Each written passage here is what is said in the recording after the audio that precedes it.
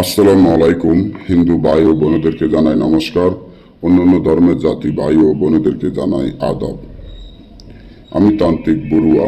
আজকে পাওনা টাকা আদায় করার কবচটি নিয়ে আপনাদের মাধ্যমে উপস্থিত হলাম। আপনারা যারা টাকা পাবেন, অর্থাৎ হলো আপনি একজনের কাছে টাকা পাবেন বা একজন আপনার তিনি স্ট্যাম্প দিয়ে টাকা নিয়েছে বা চেক দিয়ে টাকা নিয়েছে, বা 1 লাখ, 2 লাখ, 5 লাখ, 10 লাখ, 20 লাখ, 1 কোটি, অনেক ভাইয়ের কাছ থেকে অনেক ভাই বা বোনেরা টাকা নিয়েছে।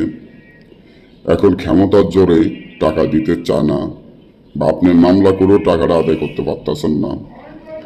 যে টাকা নিয়েছে টাকা তো নিচে দূরের কথা, আরও আপনি টাকা খুঁজতে গেলে আপনাকে হুমকি দুমকি দিচ্ছে। তা নিয়ে আপনি খুব হতাশা বা খুব টেনশন, মানসিক টেনশনে পড়ে গেছেন। কিভাবে তার কাছ থেকে আপনি টাকাটা উদ্ধার করবেন, এবং সে তো আপনাকে সহজভাবে টাকাটা দিব না। আপনি মনে মনে চিন্তা করেন যে আমি ওকে টাকাটা দিয়েছি, এই টাকাটা আমি কিভাবে উদ্ধার করব।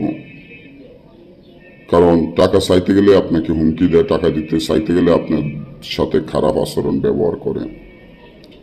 এখন এই টাকাটা আপনি কিভাবে উদ্ধার করবেন বা কেমনে করবেন, টাকা তো আপনাকে দিচ্ছে না। অনেক জায়গায় অনেক তান্ত্রিক বা কবিরাজের সাথেও আলোচনা করেছেন, কিছু টাকাও দিয়েছেন, তারা টাকা নিয়েছে, আপনার কাজটি সফলতা করতে পারে নাই।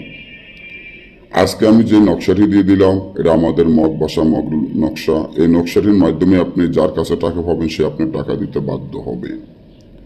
তার জন্য এই তাবিজটি যেভাবে আছে ঠিক সেভাবে যে কোনো ফেসা রক্ত দ্বারা তাবিজটি সুন্দর করে ফেসা ফালাকে দিয়ে সাদা কাগজে লিখবেন। যার কাছে টাকা পাবেন তার নাম, তার পিতামাতার নাম, আপনার নাম, অনেক পিতামাতার নাম লিখবেন।